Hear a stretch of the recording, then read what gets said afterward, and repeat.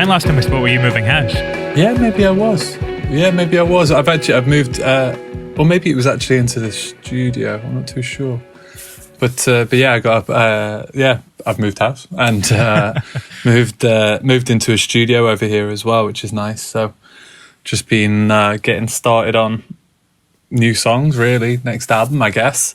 Nice. But yeah, it's nice to have a creative space. Like everyone, I'm sure they've had to either they've moved in with their partner to kind of and have to work at the same spot and they're not used to it, either of them, or there's, for me and a lot of my friends who are musicians or creatives, they've relished their partner going to work and having this home to work from and be creative in alone whilst they're away. And it's very tough to suddenly have someone there in that creative process who's never been there before and kind of doesn't understand it in a way, or like hasn't got the patience for it. It's quite funny how, not to go off on a tangent, but it's quite funny to realize as musicians how much you kind of put your ears through and your brain through, like how much like things that would grate on other people just don't really grate on you. So I'm playing the same song on repeat effectively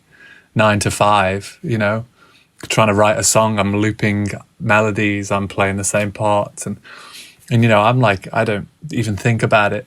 But then, my partner, Ali's just like, you've got to stop playing that song after like 2 minutes. And it's understandable because if it was any other song or any other person's work, you'd probably feel the same. But it's a weird patience that you've got to have with music. And so... Is it because you've made it? I don't know, actually. I think I'm patient with other people's music as well. I just think I've spent the past 10 years just doing the same thing, music. And so I'm just used to listening to the same thing over and over again and trying to make it better with each kind of pass and all of that. And so it's been quite funny to reflect, seeing someone else's reaction to it and then you reflecting on it as well, how I'm like, wow, yeah, that is a weird thing to do in your job, just to constantly listen to the same piece of music on repeat and try and get it better each time and not let it irritate you or drive you mad. You maybe hear the changes too, though.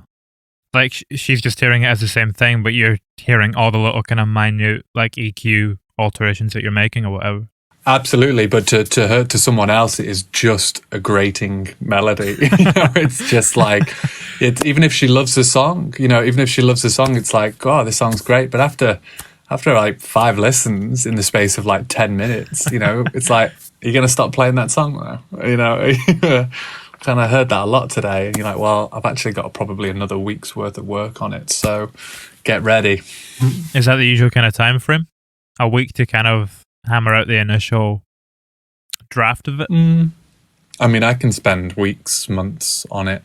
I mean, with this new stuff that I'm kind of writing at the moment, because it's just from scratch and I haven't really written from scratch since the last record, which was 2017. So it's been a while, and so I kind of don't want to get bogged down in like the fine details and the nitty-gritties. Like, it's nice to have a really nice studio and I've got all of this like production gear now, but I don't want to be spending a week on it. I don't want to be spending anything like that. So at the moment I've been trying to do a song every 2 days, doing like a maximum 2 days on it. And no matter what state it's in, if it's like so embarrassing, if it was just like a cappella or just like one little melody, as long as there is a basic idea there and there's a structure, I'll move on. And so I'd like to kind of, for the next couple of months, build up this arrangement of like, I don't know, maybe like 20 to 30 songs where I can be like, okay, I've got like strong foundations and now I can go back through all of them.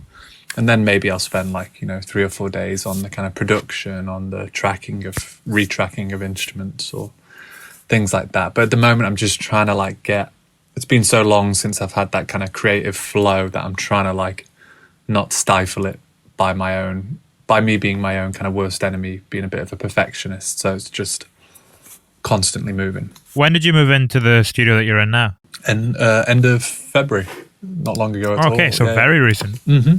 Do you still have... I remember last time you were talking about how you get very excited about things. When something new happens, something kind of exciting happens, you get quite a buzz from it. Is that something you're still feeling with the studio at the moment? Yeah, I mean, compared to what's been happening over the past years, this is like a roller coaster. It's very fun. But yeah, I mean, not much has changed in the kind of outside world, but it's nice to have a creative space, really. To feel like you kind of have that 9-to-5 job. I think that like every creative is somewhat jealous of a 9-to-5 like office job. Like we want that, but at the same time we don't.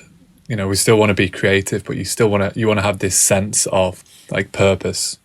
Something in a day that's like, I've got to turn up, I've got to clock in, and all of that. And it's tough to do that from your own bedroom or your own living room or anything like that. And so, I kind of very much make a point of trying to get in here every day, the same times, try and leave at sensible times, go home for dinner, and, the commute of cycling or driving and stuff like that. So I think that's probably the most exciting part of it. I know it sounds dead sad, but like I just think that sense of just that sense of like purpose of like you've got something to do today is a big thing. Yeah, base to center yourself around.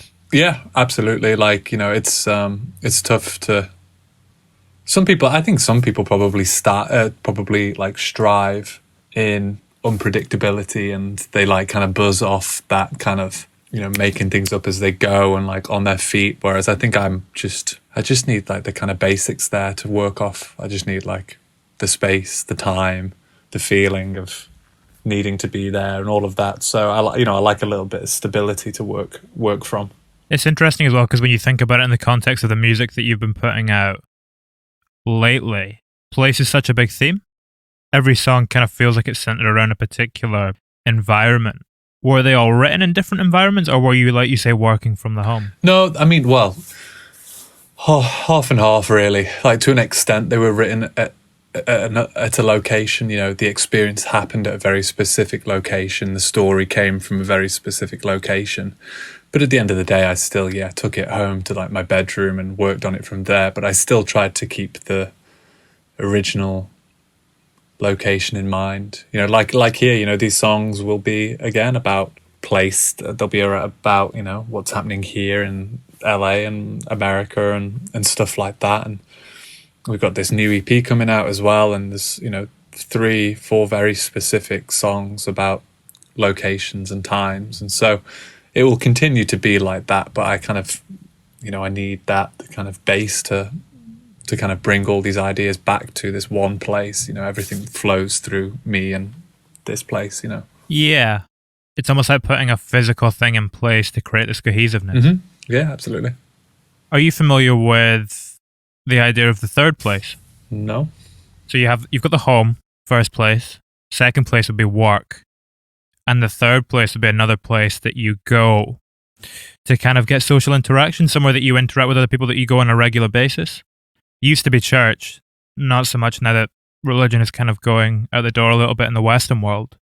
I'm intrigued for you. What is your third place, and has it changed since you moved to LA? Third place, yeah. I mean, a bunch come to mind, but I think I've always been like a social person. I need social interaction to kind of lift spirits, move on with the day.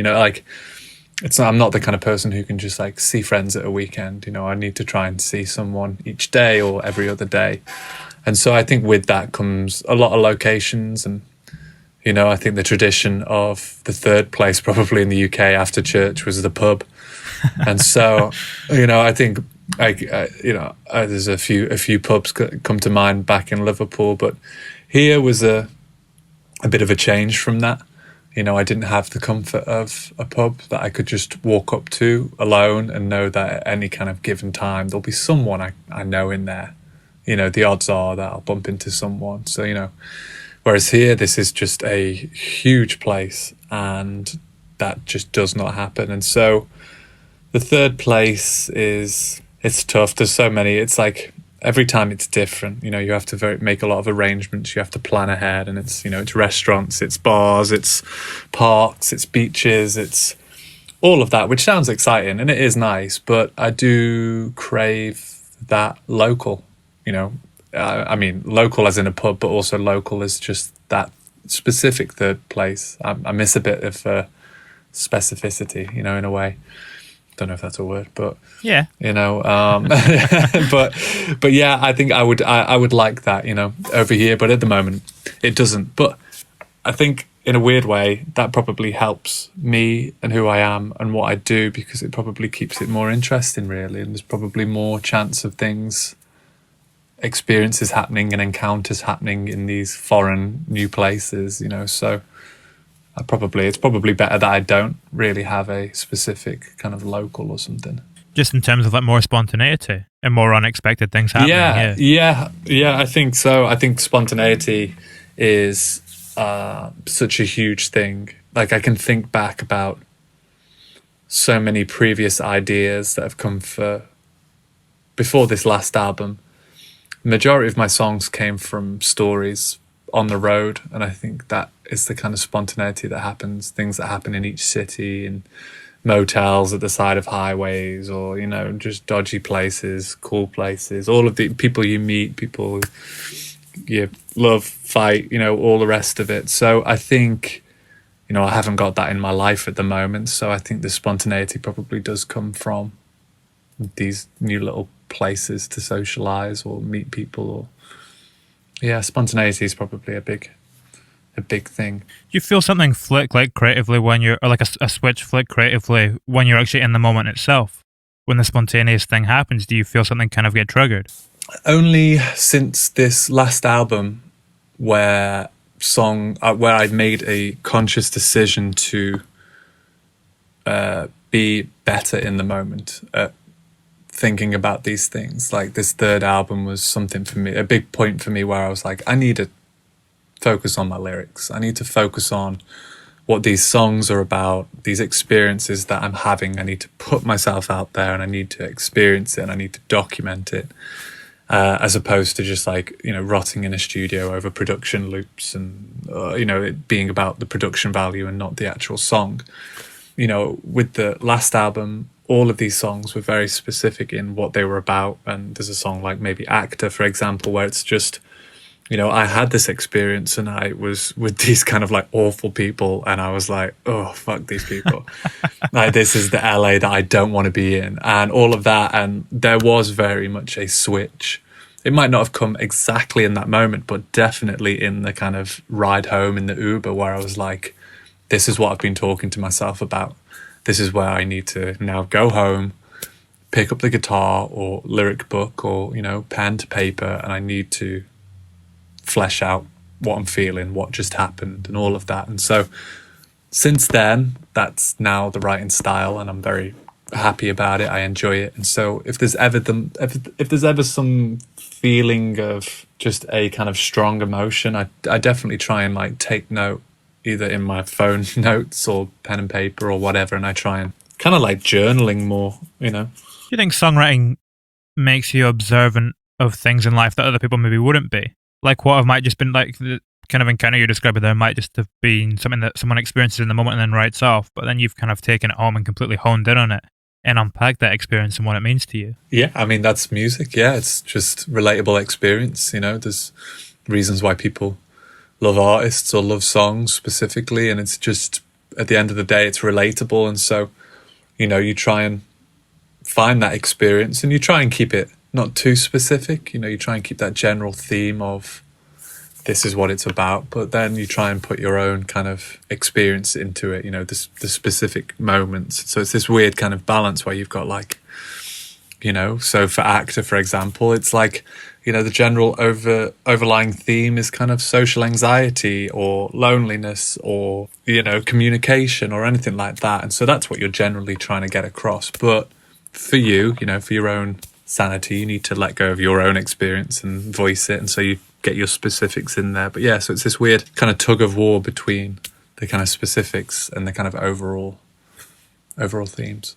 Was that the first time you kind of experienced the vapidness of LA? No, I've experienced it many times.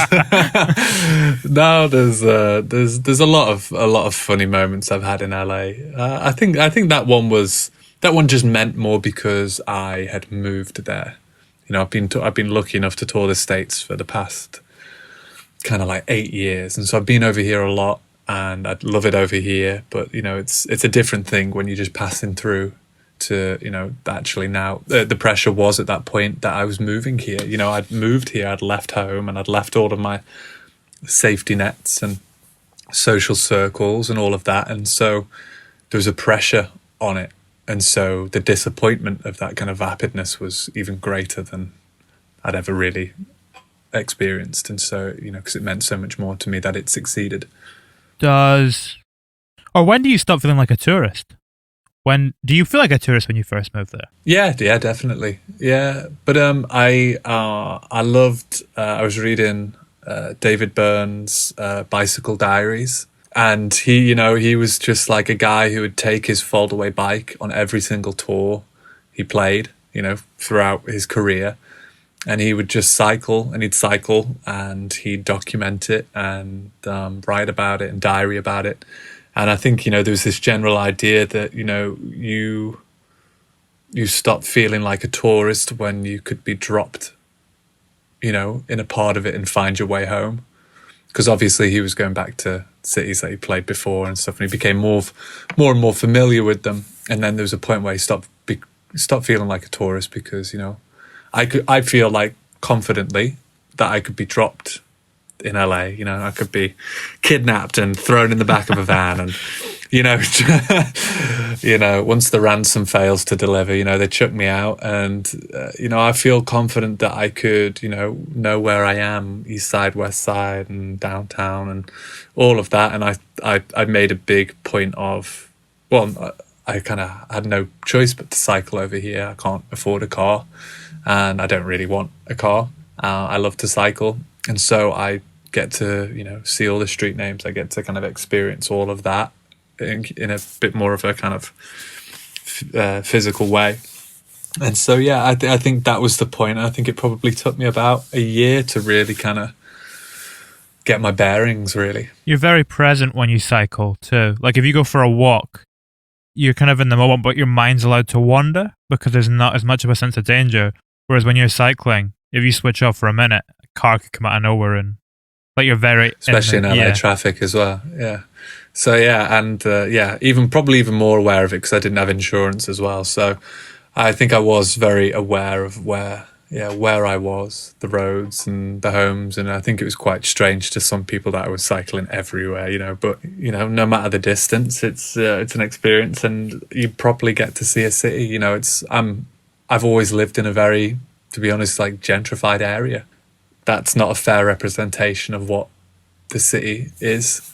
And so I think you only get that fair representation by going outside of your comfort zone and cycling around. And, you know, I don't claim to know all of the city. You know, there's still areas I've not been, but I feel like I've at least got out of the tourist mode where I'm quite confident with where I am and the kind of true areas of LA. You're saying as well, you know, that you could be dropped in any area and you'll be able to find your way back home.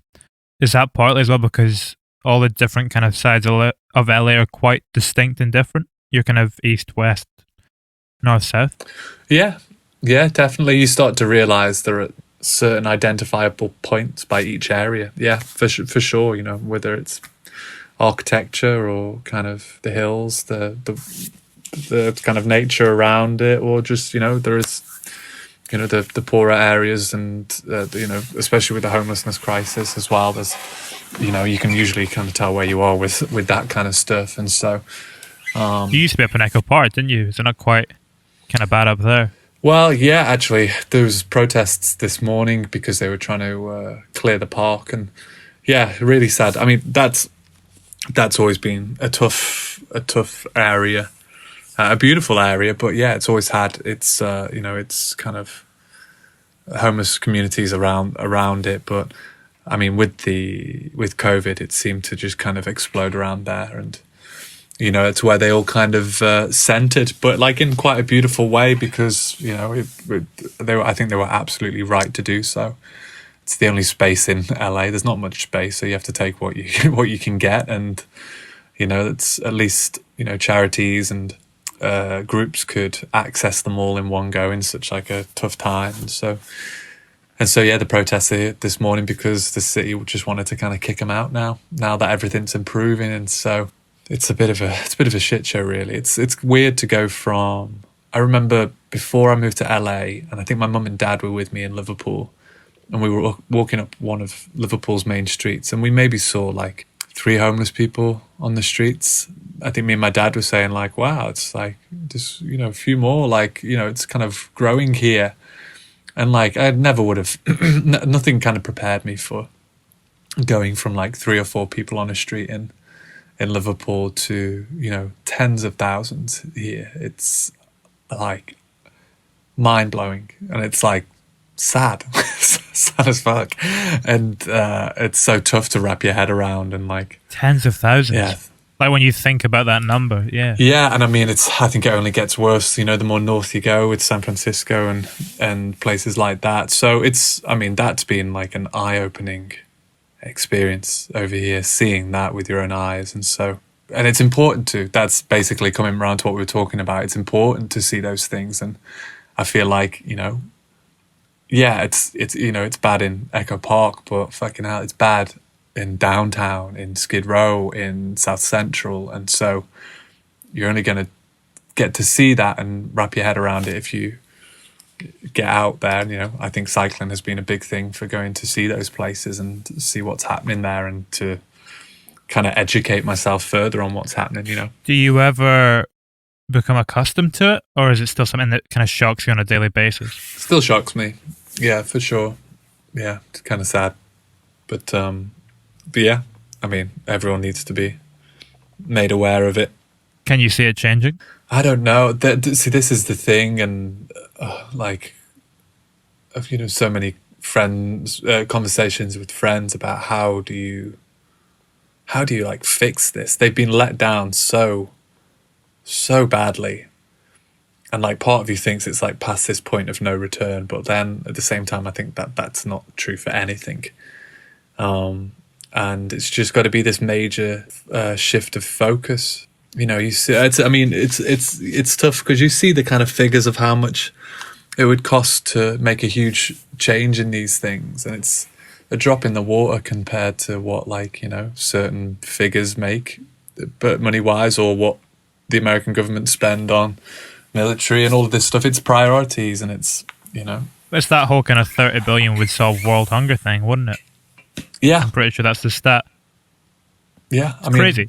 There's people who make that in a year, Yeah, there's that. I remember there used to be a Twitter account which was called "Has Jeff Bezos ended fixed world hunger yet?" yeah, ended world hunger today, and it was like no. Yeah, and so that's it. Things can be like, as much as you're led to believe, I think that it's past the point of no return. And we've got California governors and the city mayors that are like, oh, it's it's bad, and of course it is bad, but they're saying it in this kind of defeatist way where nothing can be done about it, whereas something can be done with it. It can be fixed, and so it's about getting the majority of people educated and aware of it. And I don't know, I'm just a fucking musician, but but it's been a big thing for me to experience not just the good, nice side of LA, but also the tough side of it. And darkness. Yeah, absolutely. There's a lot of it. It's a dark city. Yeah. You recorded up in one of the songs on this new record was up in Echo Park, wasn't it? One of the live versions. Yeah. That was that. Was Actor? No, that was Stay in LA. That one. Stay in LA. Yeah. Yeah, that was pre-pandemic. Everything was nice, and I spent a lot of time in Echo Park. Had one of there's a cafe in the center of the park called Beacon that did one of my favorite breakfast burritos. So I saw this because you've got your map. Oh yeah, you did your map of LA, and you've kind of marked out all your food hotspots. I mean, that one was like, it wasn't a breakfast burrito in the traditional way. It was like the kind of very like gentrified, posh breakfast burrito. But you got to appreciate that as well. There's certain places I go for the real deal stuff, and there's places I go for the bougie, white gentrified shit. And so Echo Park had that. It was so close to me. I could kind of roll out of bed hungover and go sit at the park and watch the swan boats and have overpriced posh breakfast burrito, and it was great. Is a burrito what you want when you're hungover? Absolutely, yeah, absolutely. I mean, anything. I mean, any Mexican food will fix a hangover, but a Also cause a hangover. maybe, but I can't get enough of it. So, Are you quite a big foodie? Because that map is like covered in. yeah. So it was like a little map that you made. You kind of marked out all your food hotspots and where all the tracks from the album came from. But there's like 30 food hotspots or something you've kind of marked out on it. Yeah, I mean, I love food. Food has always been a big thing for me. I love to cook. I love to. I don't know. It's a bit of a kind of get away from music, but yeah, like experiencing other cultures, other foods has been like the single greatest bit about the job. You know, I get to touring is one thing, going to the city is one thing, but like getting to like, you know, sit down for a meal with your mates and experience like a dish or a culture that you've never experienced before. And you know, the big part for me, the big amazing thing of moving over here has been Mexican food. I've never, you know, you think you've had it and then you come here and you have it, and it's kind of life-changing a bit, and it's everything that you kind of want it to be. You know, it can be expensive, it can be fancy, it can be kind of dinner, it can be quick lunch, it can be kind of healthy, it can be snack, it can be dirty breakfast to cure a hangover, it can be cheap as you want it can be everything. And so the songs that I wrote for that album, you know, there was direct experiences, but most of those experiences also had a food kind of related to them, you know, be it where I was eating that night or, you know, that third place, you know, the restaurants, the cafes or whatever. And so yeah, food's a huge thing for me, and that I think will always be. Yeah. Does it evoke memories in a different way to music? What you're saying there, like you'll kind of get completely tied back to what you're rating at that time. Is it a different kind of feeling, or is it very much a similar thing? I think it's a different feeling. I don't really know what it is. I got really homesick a few days ago. Well, I've been homesick for the past few weeks. Unfortunately, I lost my nan, and due to COVID and travel restrictions and all of that, I couldn't make it home in time to go to the funeral, and I wouldn't have been able to come back to America. So it was a horrible kind of ordeal with all of that. And so I've been a bit homesick for the past few weeks, but you know, food has kind of brought me out of it, you know, in the sense of friends taking me out to just kind of distract me and share a meal. And, you know, you kind of, you go over these amazing memories that you have of that person with food. You know, you talk about what she used to feed me as a kid, you know, every Sunday, and all of this kind of stuff. And they evoke this. I think it's maybe sometimes a bit more personal than music. It's direct. It's like tangible. Is it because of the sense it's linked to? Like music is obviously linked to hearing, but food is linked to taste. It's linked to smell. Yeah, it's kind of tapping into more senses. I think so. I just generally see it as a more tangible thing than music. And so I just think it's far more personal and direct. And I think when I was, you know, homesick the other day, I was missing my home in Stoke and my parents. And I was chatting to Ali, my girlfriend, we were talking about like what we, you know, local foods and stuff like that. And we have these things called Oat Cakes. And I was just like, you know what? I've never made them. I've only ever bought them. They're just like a basic kind of like fermented kind of pancake. And I was like, you know what, fuck, I'm just going to make them. And so I kind of poured my heart and soul into making them for hours. And it was that whole process of like cooking them, making them, the batter, all of that, fermenting them overnight, going to sleep, waking up in the morning and having these fresh oatcakes that I can think of having them like every single day before school as a kid, and all of this stuff, and then sending photos to my parents of like, look, I made them and they tasted like my childhood. And it saved me, like it really did this past week, just doing that one thing. And so I don't think a song could save me in that way. Could anything else?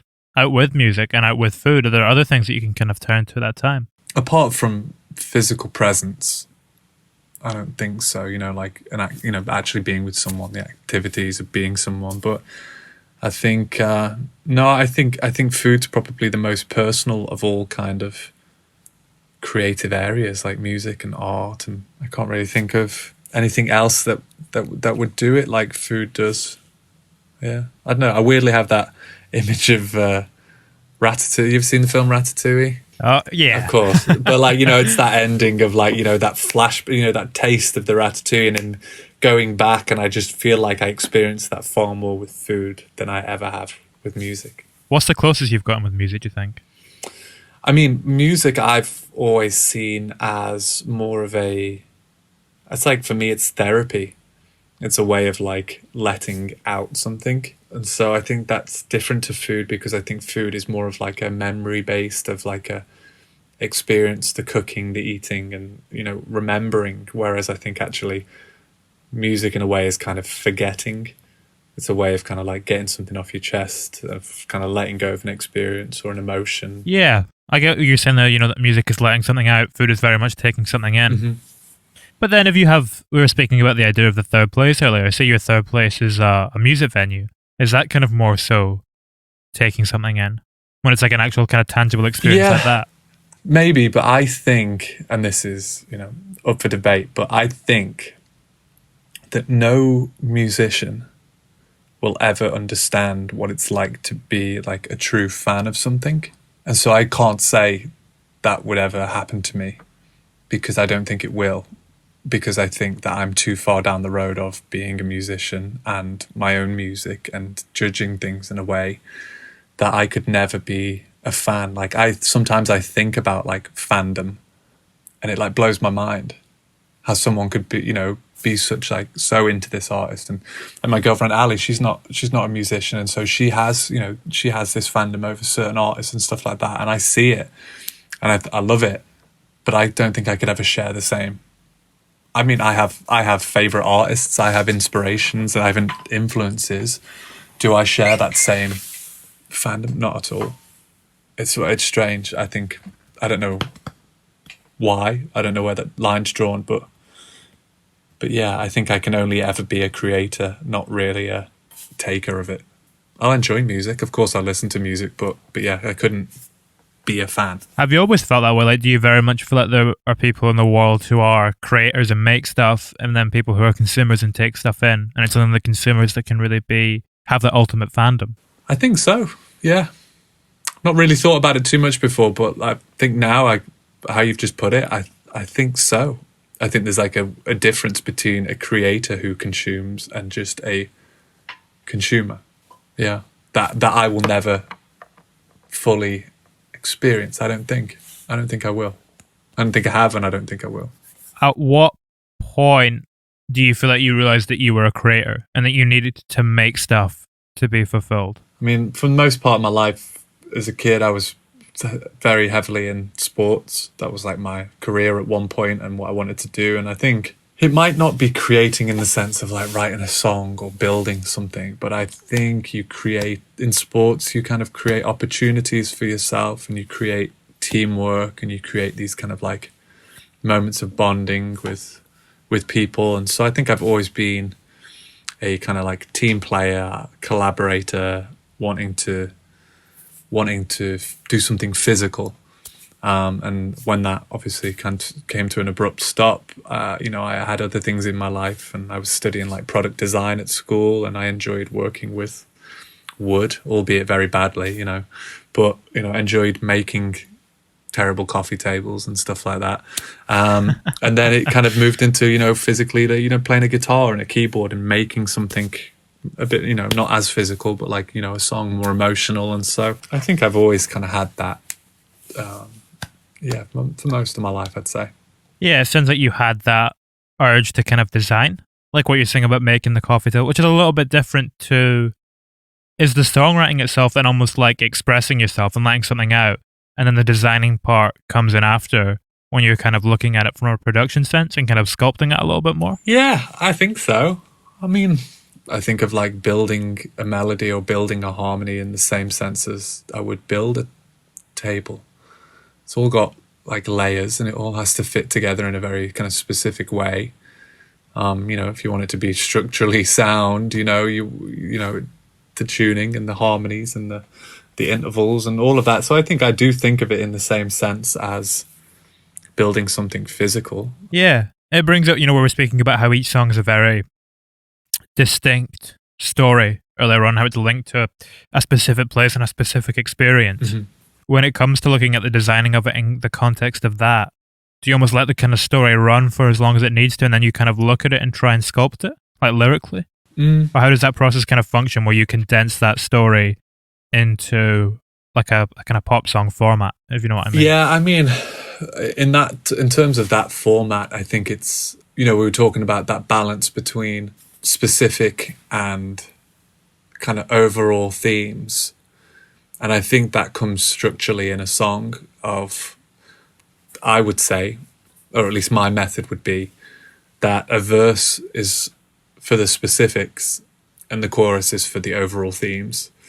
And so, you think about this experience and, the verses, I'll take those opportunities to be very specific of like exactly what happened on that night or those exact feelings emotionally, and try and outline the scenario and be a bit more kind of descriptive. Whereas the chorus, I think, is your opportune moment to, with a strong kind of melody, to get across this overall theme, whatever that may be, But I do think verse, chorus, traditional pop songs, verse, chorus, middle eight, chorus, I think of those as the kind of you, them, whatever, them kind of thing. It's that kind of push and pull. Do you need to identify the kind of core themes then before you start working on the song, so that you can allow it to kind of flow through both? I think it can, like you say there. I think you kind of know, or at least I do,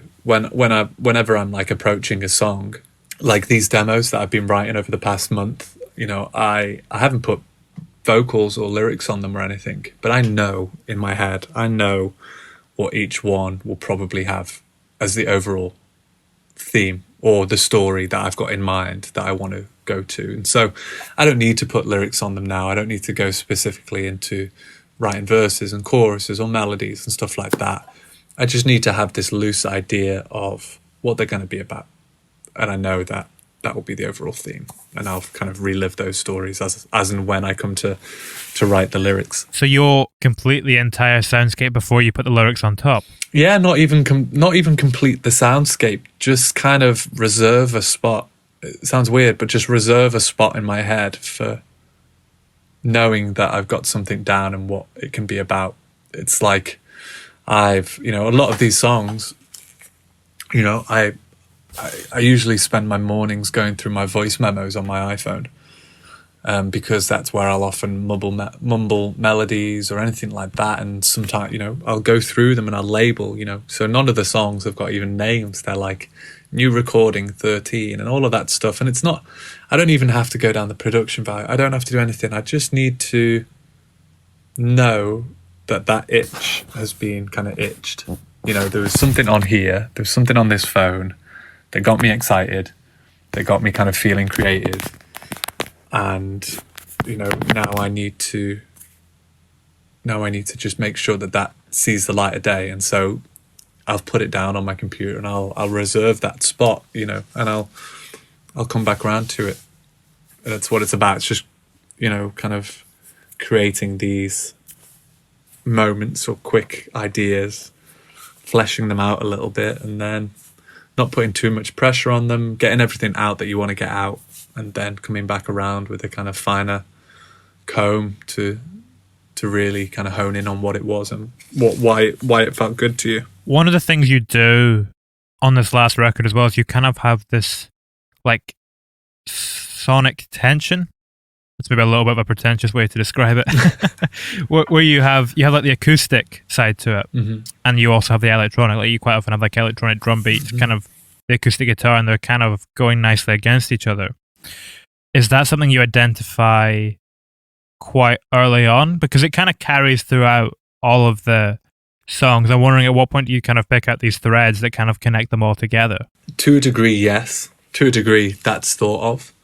But at the same time, I like to leave a little bit of room for spontaneity. There's a reason why I'm going to this recording studio to work with these musicians. I don't want to have everything figured out. I want them to have their input. And so in a way, you can, as much as you say, like, I want there to be, some feeling of sonic tension or like something in this moment, I'll try and get it down as best as I can get it down. But at the same time, I want allow them to do what they do. And to be honest, usually, well, I think in the case of this record, you know, there were some restrictions to the studio. It wasn't a glitz and glamour recording studio with every bit of software and every single instrument and stuff like that. The guys very much turned up like a live band with their live gear set up. And so there was like restrictions, which I appreciated because I'm someone who can go far too deep down the rabbit hole if I given all of these kind of toys and feeling like I need to use all of them on one song, you know. And so I think the thread throughout the songs and the sonic thread came mostly from the guys and the restrictions in what they had. Were you familiar with those musicians as people before the process? No, but I'm very glad I am now. I think they're the greatest bunch of guys I've ever been, you know, had the pleasure of playing with. I think they're incredible. Are you going to work with them again going forward? I'd love to. We did this EP together, which is out in, I think, a month or so. And yeah, they're 4 tracks that we were lucky enough to just get down before another lockdown.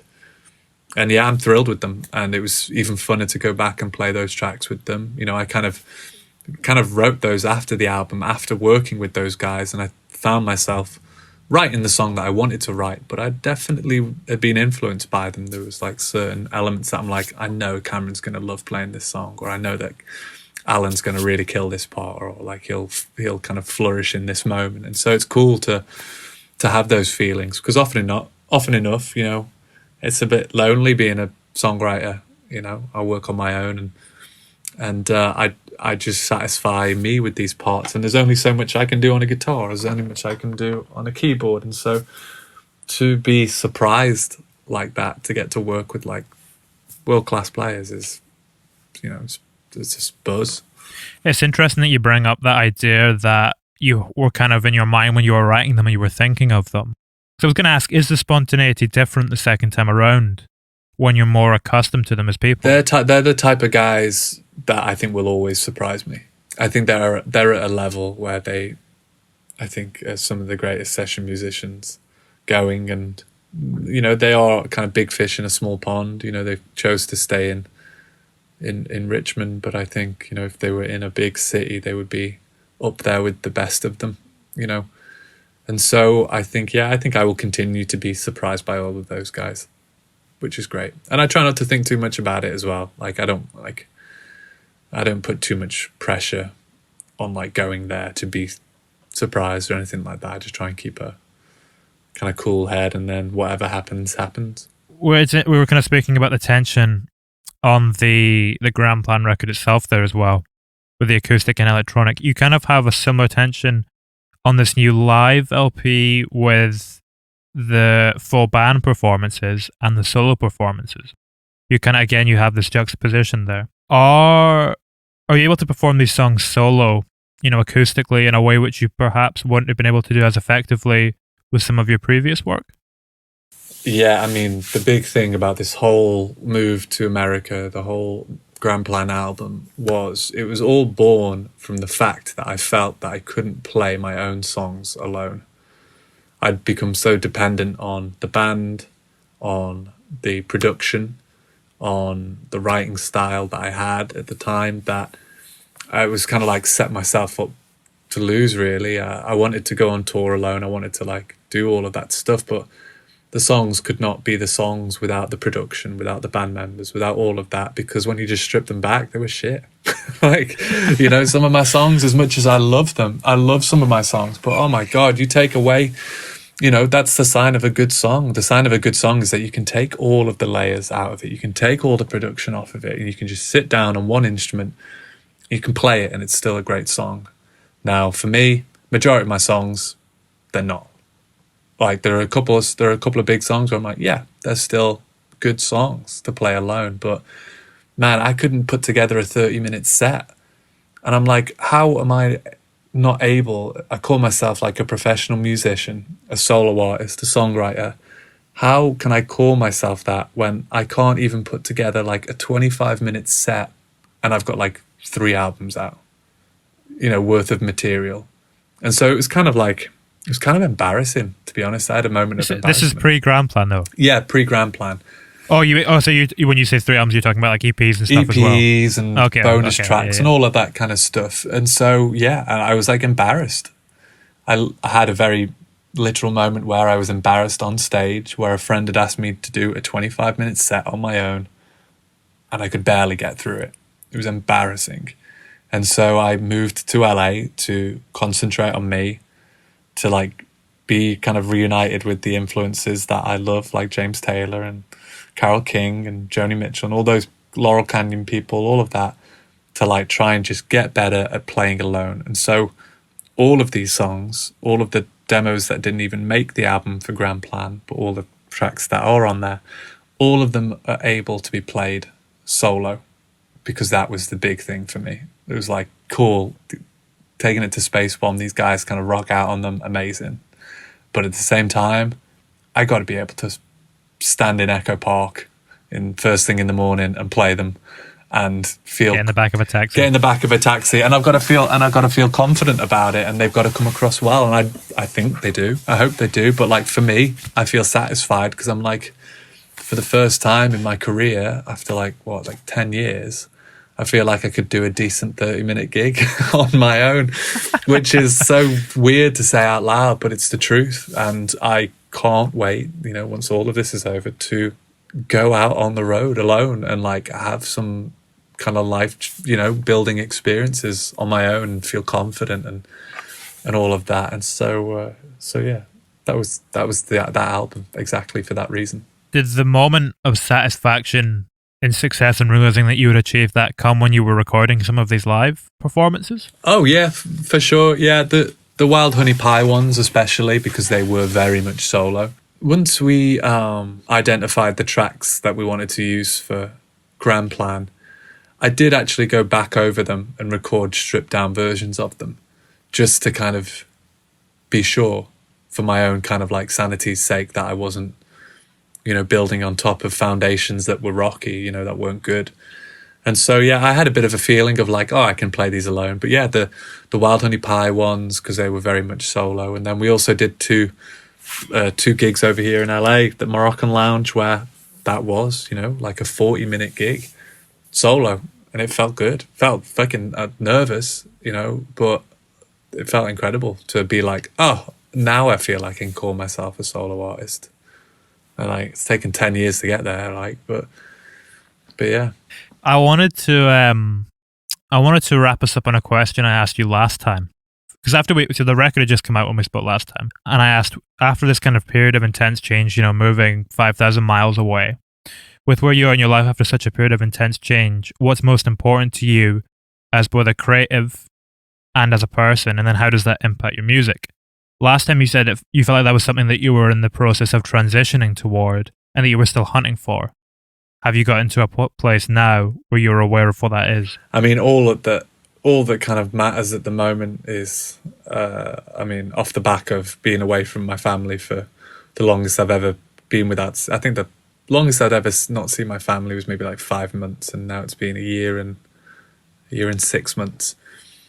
And with my nan passing and all of that, I just think like all that's come to light is just how important family is, really, and communication and friendship and all of those things that people have probably taken for granted, and is probably bubbled to the surface now due to the kind of times that we're in. And so after all of this time and all of these transitions, it's just about relationships, about maintaining relationships and friendships and family, and that's the anchor of it all, really, of careers and travel and all of that stuff. It all anchors around strong foundations, really.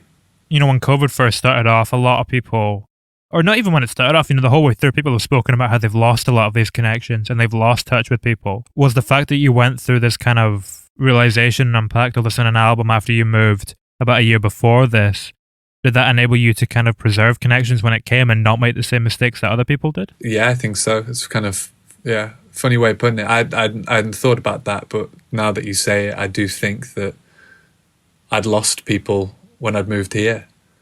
I've people that I thought I was close to have never checked in, or, not responded to back home, not responded to messages and all of that. So I feel like I've I lost those kind of little mini friendships, those outskirt friendships.